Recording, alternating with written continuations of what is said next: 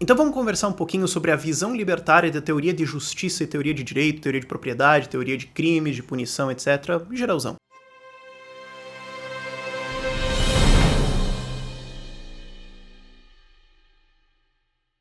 E só dois avisos, eu tô falando aqui puramente de teoria, então assim, Rafael, mas e se uma polícia quiser prender o cara e o outro quiser alugar num julgamento e tiver uma prova estranha que eu não sei... Bom, isso aí é mais na prática, na tecnologia da coisa, ou como seria um registro de um sistema de... Isso aí é mais tecnológico, eu tô falando puramente de teoria. E segundo, não tem como eu possivelmente esgotar o tema num vídeo só, então esse vídeo é mais assim, resumos e dicas de leituras gerais, ok? Então, primeiro, qual que é o fundamento da teoria libertária de propriedade?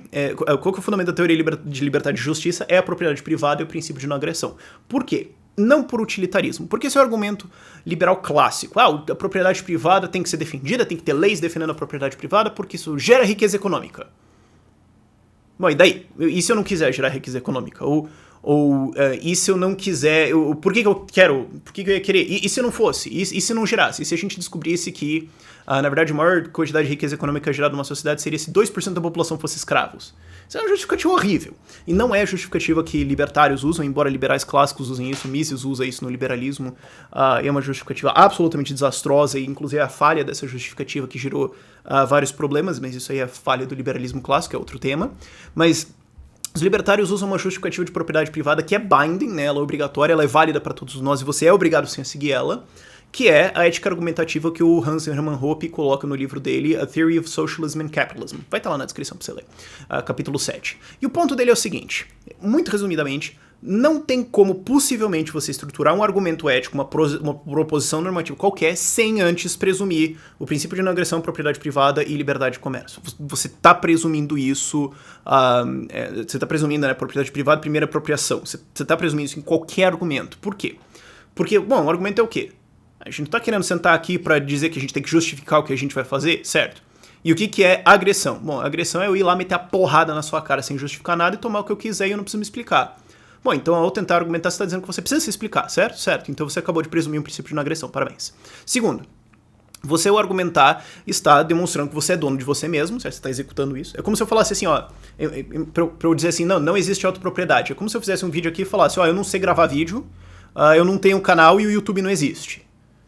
Claramente eu tô errado, não tem refutação por observação. Você olha e fala, não. E eu também tô presumindo que o meu adversário, ou companheiro, enfim, no argumento também tem isso também. E eu tô presumindo também que ele pode se apropriar de propriedades, por quê? Porque eu tô presumindo que ele tem que sobreviver, as pessoas precisam usar recursos, e como os recursos são escassos, como você não tem coisas infinitas por aí, enfim, a gente precisa... E mesmo que a gente tenha, sei lá, muita terra, bom, uma terra aqui é diferente de uma terra lá, então elas não são intercambiáveis. Então a gente precisa de uma teoria de propriedade que assinale o que é de quem, que evite conflitos. Por que para evitar conflitos? Bom, você acabou de concordar que você quer evitar conflitos quando você resolveu fazer argumentos. Então o que acontece? Qual que é a única teoria de propriedade que você consegue ter que não gera um conflito? E conflito eu tô dizendo assim, discordância sobre quem é o dono daquilo. Não há clareza, isso é um conflito. Mas eu tenho inveja que o outro cara tem outra coisa. Isso é inveja não é conflito. Mas eu não gostaria. Eu também não gostaria de um monte de coisa. Isso não é conflito, ok? Só porque você acha assim que é injusto, ou porque você não gosta, ou porque isso não é um conflito, isso é só um sentimento que você tem que francamente não importa pra uma teoria de direito. Mas... o que acontece? O único jeito que você pode ter é a primeira apropriação, ou seja, alguma coisa não tem dono, ninguém nunca trabalhou aquilo. Bom, eu fui lá e peguei. Alguém se incomodou, alguém foi lesionado, a autopropriedade de alguém foi, eu entrei no caminho de alguém, eu quebrei, não, eu só peguei alguma coisa, não há vítima, ok, eu posso fazer isso. Não tem nenhuma outra teoria de apropriação de como eu poderia me tornar dono de alguma coisa, que não gera um conflito, que eu poderia me tornar dono sem o consentimento, né? Que poderia ser uma teoria de segunda apropriação, ou de quarta apropriação, ou uma teoria de apropriação apenas na quinta-feira se estiver fazendo sol. Tem. Todas elas seriam arbitrárias, então por exclusão a única que funciona é a primeira apropriação, e se você é proprietário de uma coisa, você tem um livre direito de aplicar isso, de empregar essa propriedade, comercializar, doar ou destruir ela, se você quiser, desde que você não agrida nenhuma outra pessoa, porque a gente já presumiu um princípio de não agressão. Então esse é o fundamento da teoria teoria libertária de justiça, e o resto são implicações disso, basicamente. Então a primeira coisa que você tem é uma teoria do Rothbard, que é uma teoria de troca de títulos, que é o quê? O que acontece? Bom, se a gente tem propriedades, a gente tem títulos de propriedade, certo? Você não tem necessariamente... É mais claro, assim, em termos jurídicos, você dizer... Não é que eu tenho 1 tonelada de madeira. eu tenho o título, eu tenho a alegação de propriedade em cima dessa tonelada de madeira aqui em específico, certo? Eu consigo alegar que ela é minha, e ninguém consegue fazer uma alegação melhor, ninguém consegue ter... Então eu tenho esse direito, eu tenho esse título, você pode dizer, e quando eu troco ele, ou quando eu vendo, ou quando eu dou ele, eu tô fazendo uma transferência de título. Então imagina como se fosse, lá, se você vai vender teu carro lá no Detran, é como se fosse isso, só que, claro, extremamente simplificado, né? Então você tá trocando os direitos de título dessas coisas. E é isso que eles analisam, quando você usa essa teoria, fica muito mais claro assim, o que você está trocando, quais são as condições, onde há danos e tudo mais. E o jeito de você classificar danos, ou teria uma teoria então de crimes, onde há agressão. Aliás, esse negócio de contratos vai estar, de títulos, vai estar lá na descrição também para vocês lerem. Mas então onde é que você tem agressão? É importante clarificar isso também, porque muita gente tem uma semântica freestyle, assim, ao redor de o que é agressão. Agressão não é assim, eu não gostei, eu tô ofendido. A agressão não é nem sequer assim, o valor da minha propriedade foi reduzido. Não necessariamente isso é uma agressão, porque assim, se você tem um restaurante lá e ele vale, tem um valor lá, digamos, de R$1 milhão, se você fosse vender, e eu abro um restaurante melhor do lado, o seu restaurante pode perder valor, porque o meu pode ser tão melhor que o teu perde valor, ou sei lá, enfim, isso pode acontecer. Não quer dizer que eu devo restituição a você, ou que eu cometi um crime, nada. E nem sequer violência é agressão, porque assim, eu posso violentamente impedir um assaltante de me roubar. O cara chega, bota uma arma na minha cara, uma faca na minha cara, eu tiro uma bazuca e boto na cara dele, e falo, olha, é o seguinte, se você não parar de me assaltar, eu vou tirar essa bazuca aqui, você tá ferrado, meu amigo. Eu tô sendo violento. Mas essa violência é justificada porque eu tô defendendo a minha propriedade privada. Por que eu tenho direito de defender minha propriedade privada? Porque, olha, se eu tenho propriedade privada, eu tenho que ter o direito de defender ela, certo? Imagina, não, você tem o direito a essa coisa, mas se alguma pessoa quiser pegar, ela pode pegar e você não pode fazer nada. Bom, então não é propriedade privada. Claramente. Então eu tenho o direito de defender ela. Agressão é unicamente, exclusivamente, iniciação de coerção. Então, eu tô começando a ser violento com alguém. Não, isso é agressão, isso você não pode fazer. Agora, na medida que você faz isso, as pessoas podem responder. Você não pode dizer assim, não, eu fui assaltar o cara e daí ele me deu um tiro, então aí ele me agrediu. Não, mas escuta, você chegou com uma arma? Sim. Bom, então você levou um negócio pra vida, né? Você chegou e falou, eu vou te matar, e daí o cara te meteu uma bala. E você tá reclamando do quê? Não há crime. Tem gente que às vezes fala isso, não, eu encontrei um erro no libertarianismo, né? Você não vai poder agredir um assaltante se ele tá agredindo você. Não é agressão, é coerção, é diferente. Então, o que você vai tentar entender quando você quiser alegar que tem um crime? Quer dizer, você quer entender se tem um crime ou não. É muito simples. Teve agressão? Quer dizer, teve invasão de propriedade privada? Teve uma lesão de propriedade? Teve uma privação de propriedade privada? Esse é o caso. E aí, aí fica claro, né? Homicídio, então você matou o cara, né? Você violou o corpo dele. Estupro, também. Fraude. Fraude é um roubo implícito. Quer dizer, eu fiz um contrato com você... Eu adoro esse termo de roubo implícito, né? Eu fiz um contrato com você pelo qual eu te forneceria uma coisa mediante uma outra coisa, um pagamento, ou seja lá o que for. E aí você cumpriu uma parte e eu não cumpri a minha. Bom, então eu peguei o que é seu, mas não te entreguei o que eu falei que eu ia entregar. Então eu peguei o que é seu sem consentimento. Então é roubo. Não, fraude, né? Tecnicamente, porque é uma enganação, um subterfúgio usado, enfim. Você tem todas essas categorias. E aí você pode dizer, mas então... Aí vem aquelas infinitas discussões. Mas isso aí fere o princípio de não agressão ou não? Por exemplo, uma pessoa fumando na rua. Bom, o que acontece? Numa teoria libertária de justiça, uma teoria libertária de propriedade, não existe propriedade coletiva, não existe propriedade social, não existe propriedade estatal, não existe nem Estado, né? Não existe nem espaço para ter um Estado, porque o Estado é necessariamente um agressor. E não existe espaço, inclusive, para um contrato social, porque um contrato social é uma agressão. Eu falo, a gente decidiu aqui que vai ter um contrato. Eu não concordei. Dane-se. Não, isso é agressão. Não existe espaço para isso dentro de uma teoria libertária. Então tudo vai ser propriedade privada. Então o que acontece? Mas... o cara tá fumando na rua. Pode ou não pode? Quem que é o dono da rua? Primeira pergunta. Tem uma segunda pergunta que é, ele pode impor essa regra ou não? Porque, por exemplo, eu posso colocar uma regra que assim, se você entrar na minha casa, eu posso vender seu rim. Não, mas é a propriedade privada do cara. Se ele quiser vender o seu rim lá dentro, ele pode. Não, ele não pode, porque essa regra viola a sua propriedade privada. Então, só porque eu tenho propriedade privada, não quer dizer que eu posso colocar qualquer regra que eu quiser lá dentro. As minhas regras estão limitadas por não agredir os outros ainda, ok? Entendam isso claramente. Então o dono da rua decidiu que pode fumar na rua dele sim. Então você pode fumar. Não pode. Bom, então o que acontece? Ele pode pedir pra você parar. Porque muita gente fala assim, então se eu tiver uma rua aqui e eu digo que não pode fumar e o cara chega fumando, eu posso jogar uma bomba nuclear recreativa na cabeça dele. Não. Você pede pra ele parar. Proporcionalidade. Isso existe em libertarianismo, ok? Proporcionalidade. Você pede, cara, para de fumar. Não, retire-se. Saia. Ok. Ah, não, eu não vou sair. Bom, então eu tenho o direito de remover você fisicamente. Porque, e a mesma coisa, a galera às vezes acha isso até um pouco estranho, mas assim, digamos, uma pessoa entra na sua casa, né, arromba a sua porta e fica pelado e começa a dançar no fim dos seus filhos. Você vai remover ele da sua casa. Ah, mas ele resistiu. Eu vou meter a porrada, cara. Porque é a minha casa. Ah, mas e se o cara fumar na sua... Eu vou tirar ele. Ah, e se ele resistir? Eu vou tirar ele, cara. Acabou. É propriedade privada, que se estende a tudo. E aí é engraçado até porque você encontra algumas objeções. As pessoas têm esse estilo de... Esse estilo não, né? Essa teoria. Só assim, mas daí você vai ter um monte de regras privadas, assim, que, digamos assim, eu não vou poder entrar numa rua porque você não deixou. Eu não gosto dessa conclusão, então teoria refutada. Não. Não, mas porque eu tenho o direito de ir e vir. Não, você tem o direito de entrar e sair da sua propriedade, você tem o direito de se associar com outras pessoas. Mas você não tem o direito de ir e vir na minha casa, você não tem o direito de ir e vir na minha fazenda, e você não tem o direito de ir e vir na minha rua. Eu posso cobrar isso, eu posso restringir isso se eu quiser, não tem nenhum problema nisso.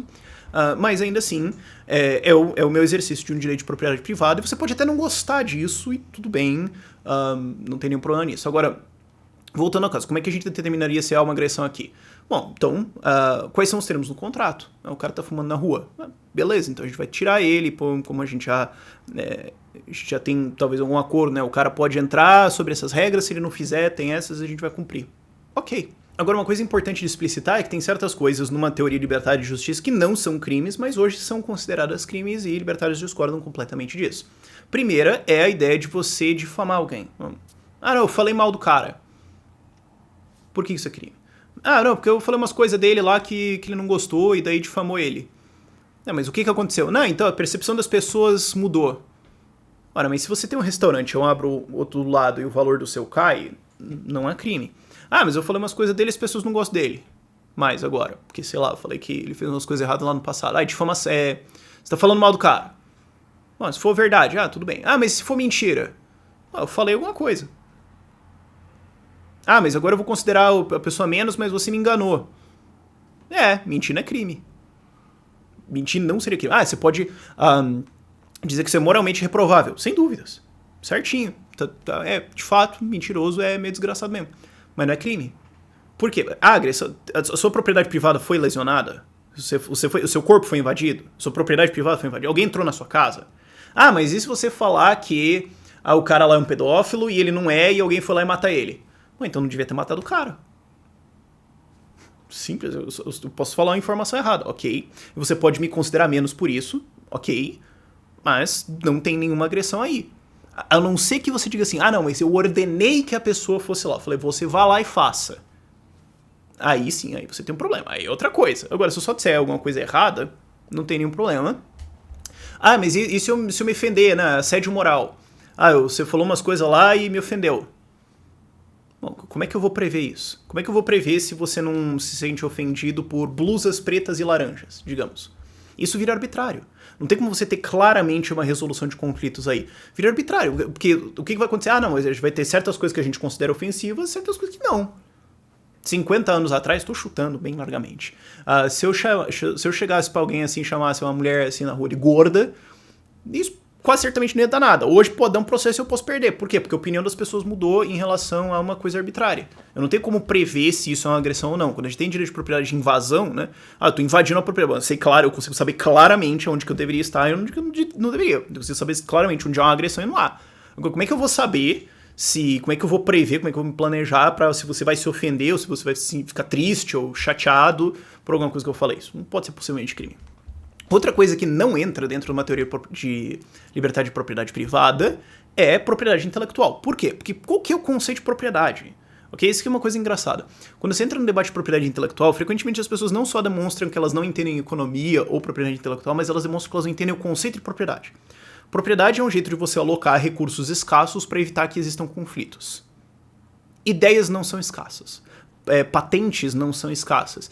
Tecnologias não são escassas. Então, se você tiver uma ideia da música, você toca uma música, eu vou lá e toco a música, eu não privei você da sua música. Eu não tirei ela de você, eu não fiz nada. Você continuou com ela. Mas há um conflito porque eu deixei de ganhar. Mas se você deixar de assistir o meu vídeo agora, por exemplo, eu posso ter uma perda porque lá na frente você não vai ver um anúncio. Virou crime agora? É uma analogia até um pouco limitada, mas enfim. Não tem nenhum dano nisso aí. Ah, mas uma pessoa usou a ideia que eu tive. A ideia não é escassa. Só tem sentido em atribuir títulos de propriedade para coisas que são escassas. Ideias não são escassas, portanto não existe sentido. Ah, mas isso pode ser ruim para produção de riqueza. Dane-se. Isso não é uma consideração relevante numa teoria de propriedade. Note que isso volta lá para aquela coisa de liberalismo clássico, daquela teoria de, não tem que ter propriedade privada porque é melhor para gerar riqueza.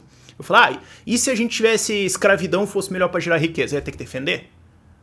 Então, não, mas a propriedade intelectual pode ser melhor para gerar riqueza. Eu acho que não, mas digamos que fosse. Não é relevante, digamos que fosse. Isso agora torna critério... Não é critério. Eticamente não tem sentido de você ter uma atribuição de propriedade para uma ideia porque ela não é escassa. Então uma sociedade libertária não teria propriedade intelectual. Mas ela poderia ter contratos. Essa que é a coisa. Você sempre pode ter um contrato e esses contratos podem ter contrapartidas. Então, voltando, para tirar algumas dúvidas que veio lá atrás. Por exemplo, mentir. Mentir não é um crime. Porém, ele pode ser quebra de contrato se eu tenho um contrato com você. Eu falo, olha, você está me pagando alguma coisa, ou enfim, e eu falo que eu vou te dar uma informação verdadeira, e se ela não for verdadeira, eu te devo um dano, porque eu te falei alguma coisa, uma informação errada. Então a minha relação não é em relação a quem eu tô falando alguma coisa, é com você. Eu tô falando, essa informação é verdadeira. E se ela não for, eu te pago quinhentão. Bom, então se ela não for verdadeira, eu te pago quinhentão. Pronto, então você tem um dispositivo que você pode usar para evitar mentiras ou calúnias, ou enfim... E a mesma coisa você tem para propriedade intelectual. Então, digamos, eu sou uma empresa e eu contrato você para ser um desenvolvedor de tecnologia na minha empresa.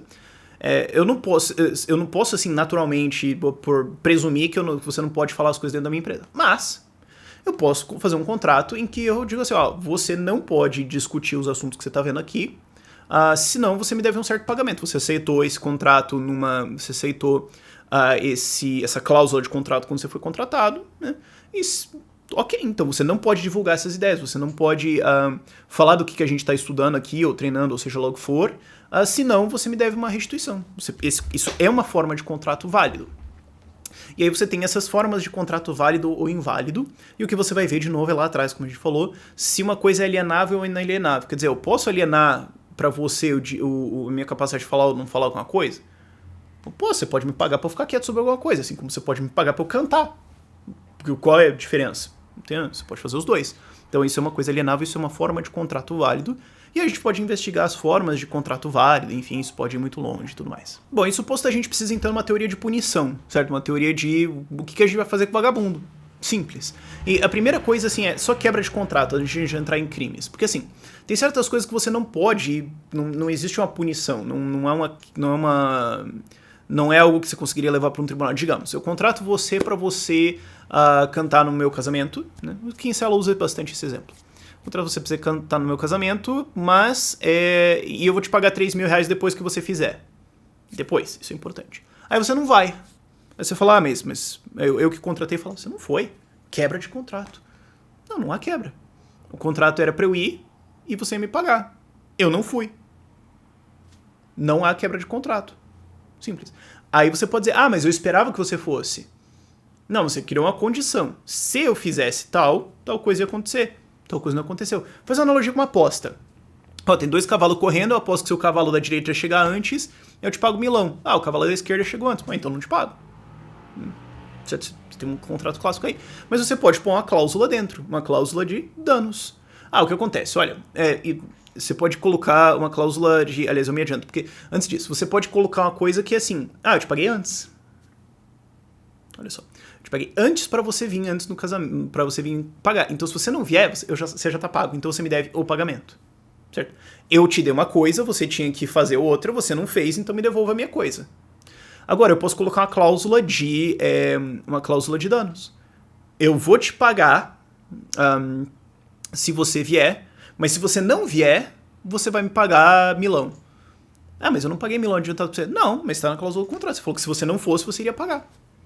É a mesma coisa de um livro, certo? Se você pega um livro emprestado numa biblioteca qualquer, quem faz isso? Mas você vai lá e fala, se eu não devolver o livro nessa data, eu pago extra. Eu tenho um livro, ok. Você tem uma cláusula aí. Isso não é necessariamente criminal, mas você pode executar isso. Qual que seria a execução, né, desse contrato? Executa o contrato, simplesmente. É um contrato válido? É um contrato válido, pode fazer. Agora, Isso tem consentimento. Agora, quando você não tem consentimento, você tem crimes, certo? Primeiro, mas e se o criminoso não consentiu com a lei libertária? Dane-se, a gente vai executar a sentença nele e acabou. Não tem essa história. Não existe, porque às vezes as pessoas erguem essa dúvida assim, mas e se eu não concordei com a capistão? Mas ninguém liga.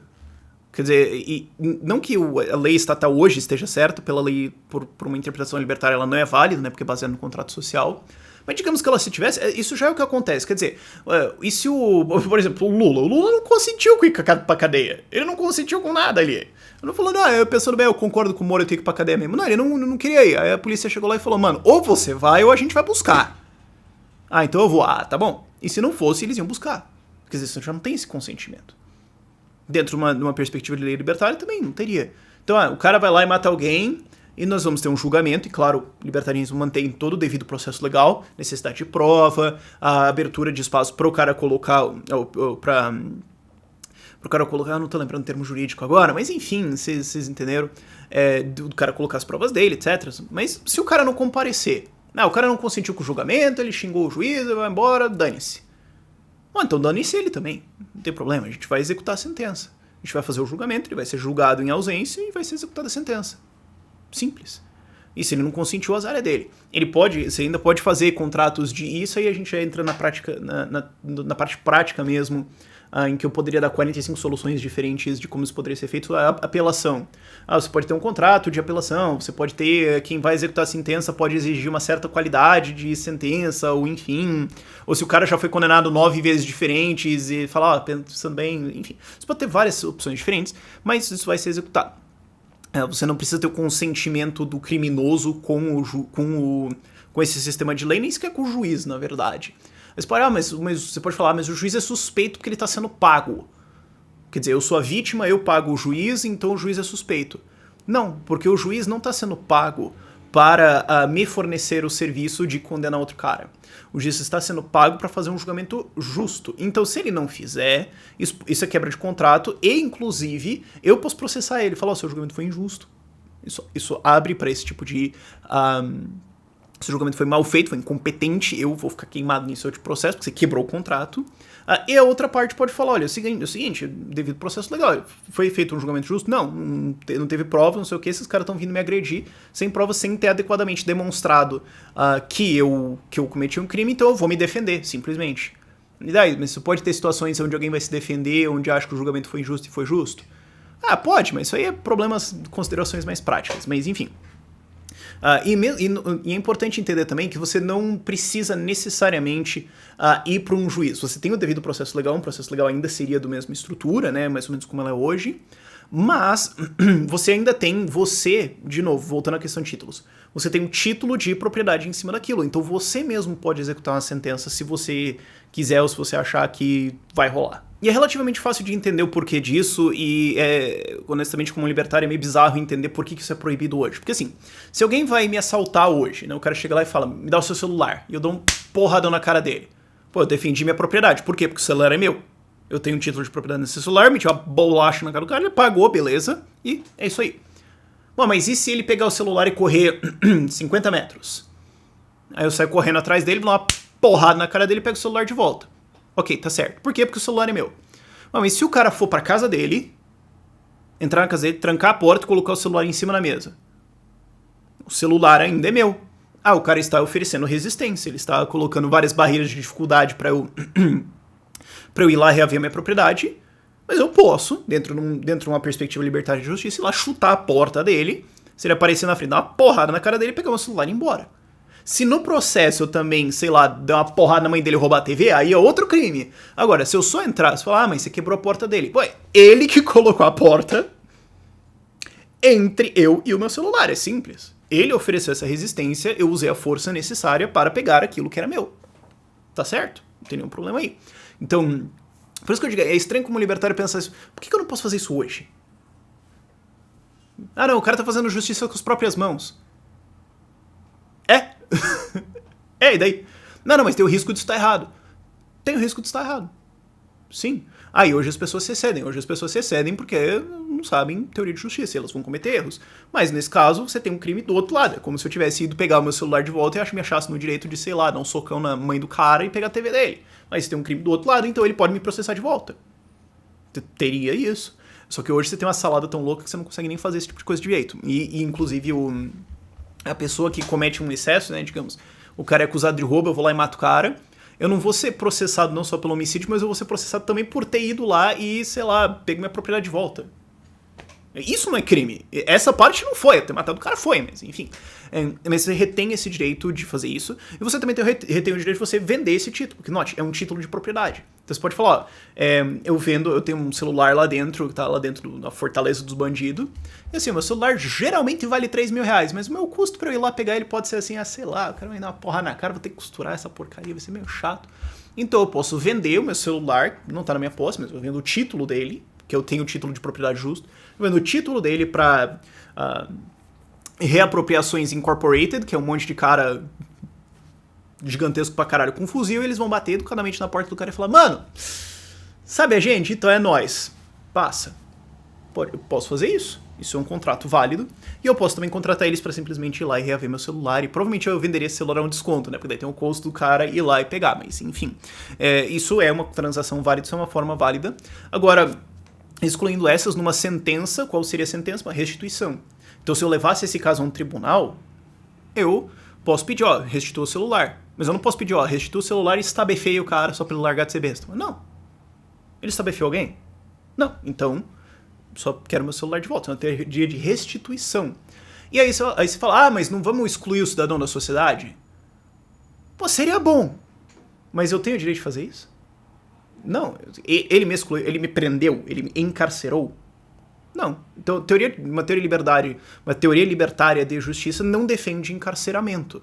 Não tem motivo pra eu prender um cara. Não tem como eu defenderia isso. Não tem violação de propriedade privada que ele faça contra mim que eu possa isso. Eu posso impor um contrato nele. Digamos, ele comete um crime muito grande contra a minha pessoa. Ele comete um crime muito grande que ele não consegue restituir. Digamos, sei lá, ele tocou fogo na minha casa. Uma puta perda financeira desgraçada. E eu falo, cara, é o seguinte. Você tem que me pagar a casa inteira. Mas se você não conseguir, você pode ficar naquela instituição lá de sei lá o que os caras vão te segurar lá. E se você ficar lá 10 anos, eu dou a dívida como... é um contrato, tudo bem, mas eu não posso falar assim, encarcere-se, ponto. Posso pedir a minha restituição ou negociar ela. Porque, de novo, é um título de propriedade. Eu posso negociar, eu vendo de volta esse título pra você se você me fizer um pagamento. Estou estabelecendo um novo contrato. Isso aí pode acontecer, tudo bem. E se o réu resistir? Porrada. E se ele não tiver? Bom, se ele não tiver, isso é um caso específico. Digamos, o cara roubou 20 mil reais meu, torrou tudo em cachaça crack e não tem mais. Bom, então eu tenho direito às próximas propriedades que ele adquirir. Eu não tenho direito de escravizar ele, porque ele não fez isso comigo, mas eu tenho direito às próximas propriedades que ele adquirir.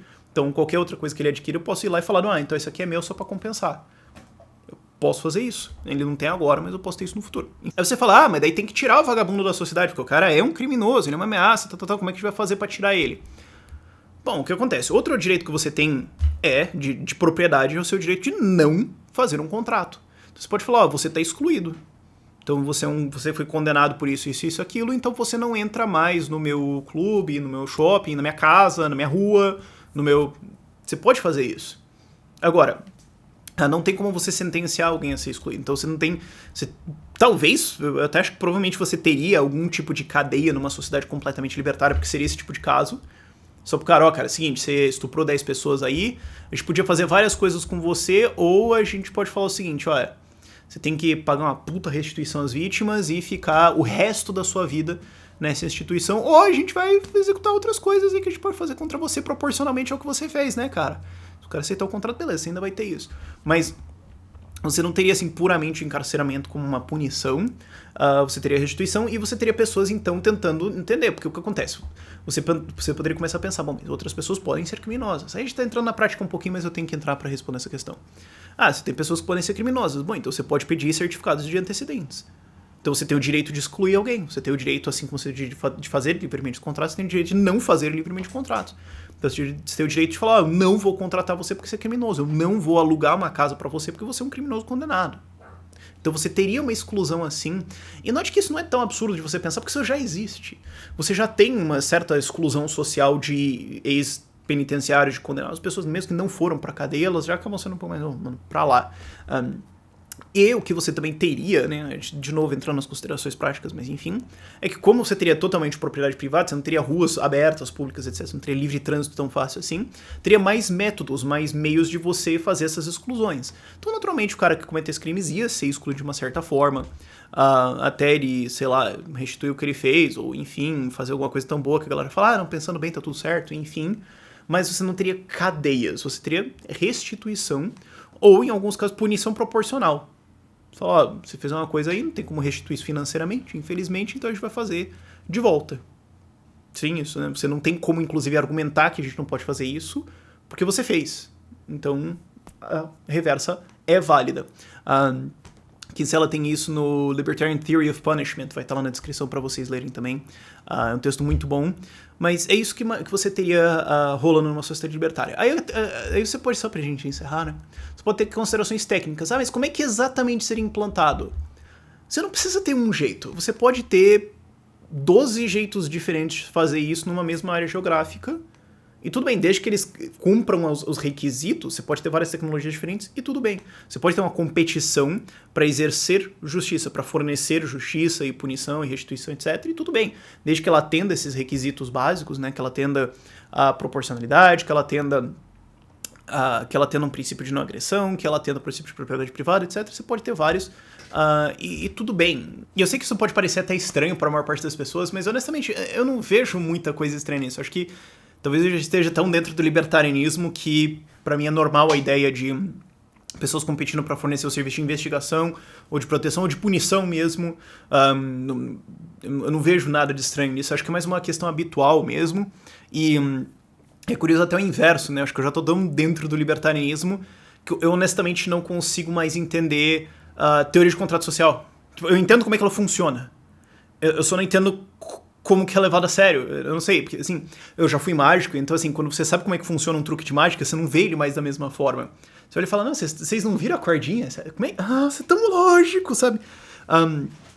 Então talvez eu já esteja tão dentro do libertarianismo que pra mim certas coisas são naturais e o contrário que é realmente estranho. Mas enfim, como eu falei, recomendações de leitura estão na descrição, por esse vídeo é isso. Tchau, tchau.